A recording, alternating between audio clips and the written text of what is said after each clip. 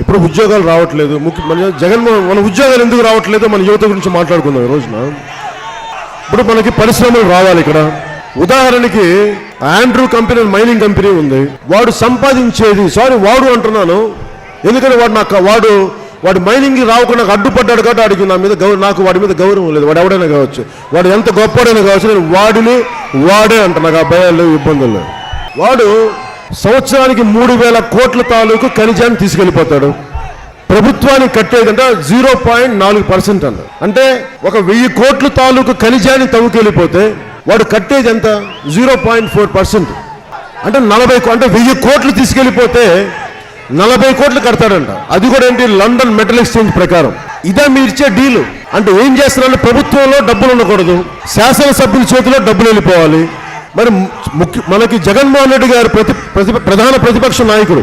అరే ఇంత డబ్బు దోచుకెళ్ళిపోతున్నారు, ఏమైపోతున్నారు, ట్యాక్స్ రావట్లేదని అడగాలి కదా. ఆయన ఎంతసేపు మనకి పాదయాత్రలు చేసి అందరినీ నిమరటం తప్ప మేము కోరుకుంటుంది కూడా నాకు జగన్మోహన్ రెడ్డి గారు మీ కోపం లేదు. నేను ఆయన మీద నాకు కంప్లైంట్ ఏంటంటే, అరే మీరు ప్రధాన ప్రతిపక్ష నాయకుడు, నీకు చాలా శక్తివంతుడు. నువ్వు శాసనసభలోకి వెళ్ళాలి, చట్టసభలోకి వెళ్ళాలి. యువతకు ఉద్యోగాలు రావడం లేదు. ఆండ్రూ అనే సంస్థ, మైనింగ్ సంస్థ కొల్లగొట్టేస్తుంది. ప్రభుత్వ ఖజానాకు సంబంధించిన డబ్బులు రాకుండా యువతకు ఉద్యోగాలు లేవు. అవి కథలు అడగాల్సింది. మీరు ఓదార్పు యాత్రలు, మీ పాదయాత్రలు చేసుకుంటే శాసనసభలకు ఎవరు వెళ్తాడు? అలాంటప్పుడు మీరు పోటీ చేయడం దేనికి? ప్రధాన ప్రతిపక్ష నాయకుడి హోదా దేనికి మీకు? అరే ఒక్క ఎమ్మెల్యే లేడు జనసేనకి, ఒక్క ఎంపీ లేడు.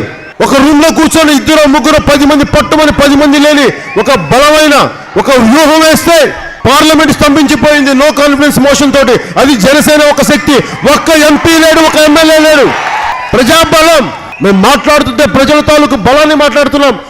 అలాంటిది ఒక ప్రతిపక్ష నాయకుడు పోయింది, ఉద్యోగాలు రావట్లేదు, యువతకు ఉద్యోగాలు లేవు, ఆ డిఎస్సి రిక్రూట్మెంట్ లేవు. మాట్లాడేవాడు ఎవడు? ప్రధాన ప్రతిపక్ష నాయకుడు మాట్లాడకపోతే ఎవరు మాట్లాడతారు? అందుకని మేము కోరుకునేది కూడా వీళ్ళందరూ కాదు. మనకి మీ గురించి, మీ సమస్యను అర్థం చేసుకునే జనసేన ఉంది, పవన్ కళ్యాణ్ పెద్దలు ఉన్నారు, అందరూ ఉన్నారు. మేము మీకు అండగా ఉంటాం.